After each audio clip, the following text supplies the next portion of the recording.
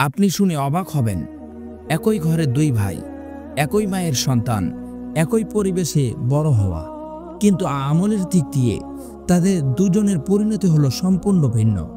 কেন এমন হলো? কারো নেক কর্ম পাহাড়ের মতো, আর কারো কর্ম তুলার মতো হালকা। এমনকি কিয়ামতের দিনে তাদের হিসাব দেখে মানুষ হতবাক হয়ে যাবে। এক ভাই জান্নাতের উচ্চ স্থানে, অন্য ভাই পিছিয়ে রইল। কিন্তু কেন? কি ছিল তাদের দুইজনের আমলের মধ্যে পার্থক্য? আজকের ভিডিওটি আপনি শেষ পর্যন্ত দেখলে নিজের আমলের দিকেও নতুন চোখে তাকাতে বাধ্য হবেন। এক গ্রামে থাকতো দুই ভাই, রাশেদ আর কাশেম। দুজনেই নামাজ পড়তো, রোজা রাখত, মানুষের সাথে ভালো আচরণ করত। বাহির থেকে দেখলে মনে হতো দুইজনের আমলেই প্রায় সমান, কিন্তু যেটা কেউ দেখতো না সেটা ছিল তাদের নিয়ত এবং অভ্যাসের ছোট ছোট পার্থক্য। রাশেদ সব আমল করত আল্লাহর সন্তুষ্টির জন্য, গোপন দান করত, কারো উপকার করলে কাউকে বলতো না, নামাজ পড়তো মনোযোগ দিয়ে। অন্যদিকে কাশেম আমল করত ঠিকই, কিন্তু মাঝে মাঝে মানুষের প্রশংসা পাওয়ার লোভে নিজের দান সম্পর্কে লোকজনকে বলতো। নামাজ পড়তো কিন্তু তাড়াহুড়া করে, শুধু দায়িত্ব মনে করে। তাদের মাঝে কয়েকটি পার্থক্য ছিল। নম্বর 1, নিয়তের পার্থক্য। রাশেদ আমল করত একমাত্র আল্লাহর জন্য, আর কাশেমের মধ্যে মাঝে মাঝে মানুষ কি বলবে এই ধারণা ঢুকে যেত। রাসূল সাল্লাল্লাহু আলাইহি ওয়াসাল্লাম বলেছেন, কর্মের ফল নির্ভর করে নিয়তের উপর। একই আমল একজনের কাছে পাহাড়ের মতো, আরেকজনের কাছে হয়তো ধুলোর মতো। নম্বর 2, গোপন আমলের পার্থক্য।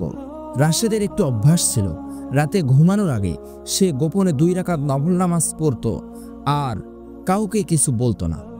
আর কাশেমও চেয়েছিল সে 2 রাকাত করে নামাজ আদায় করবে, কিন্তু বলতো কাল করব। এভাবে দিনের পর দিন সেই নফল নামাজ আর পড়া হতো না। গোপন আমল আল্লাহ তাআলা সবচেয়ে বেশি ভালোবাসেন, কারণ এটা পুরোপুরি রিয়ামুক্ত। নাম্বার 3, আচরণের পার্থক্য। রাশেদ রাগ সংযম করত, মানুষ ভুল করলে হাসি মুখে ক্ষমা করত। আর কাশেমও ভালো ছিল, কিন্তু মেজাজ একটু তীব্র। অনেক সময় ছোট্ট কথা নিয়ে রেগে যেত, পরে আফসোস করত। রাসূল সাল্লাল্লাহু আলাইহি ওয়াসাল্লাম বলেছেন, তুমি যদি কাউকে ক্ষমা করো, এর বিনিময়ে আল্লাহ তাআলা তোমাকে উঁচু মর্যাদা দিবেন। সুবহানাল্লাহ।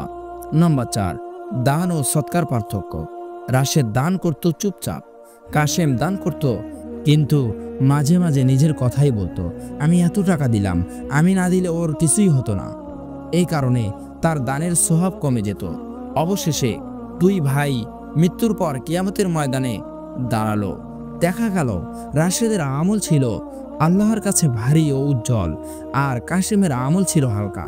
কিছু খাঁটি আমল ছিল, কিছু আবার রিয়া, অহংকার আর মানুষের শোনানোর মধ্যে নষ্ট হয়ে গেছে। মানুষ অবাক হয়ে বলল, তোমরা তো দুজন একই রকম আমল করতে। তারা বলল, হ্যাঁ, তবে নিয়ত, আন্তরিকতা আর গোপন আমল সবকিছু বদলে দিয়েছে। এই গল্পটি আমাদের কি শেখায়? নাম্বার 1, নিয়ত ঠিক করুন। যে আমলেই করুন আল্লাহর জন্য করুন, মানুষের জন্য করা আমল মূল্যহীন। নম্বর 2, গোপন আমল করুন। একটি গোপন সদাকা, 2 রাকাত নফল নামাজ, রাতের একটু দোয়া, এগুলো আমলের ভার অনেক বাড়িয়ে দেয়। সুবহানাল্লাহ। নম্বর 3, রাগ, অহংকার, রিয়া এসব থেকে বাঁচুন। ছোট ছোট চরিত্রই মানুষের আমলকে উজ্জ্বল বা নষ্ট করে দেয়। নম্বর 4, দান করুন, কিন্তু কাউকে বলবেন না।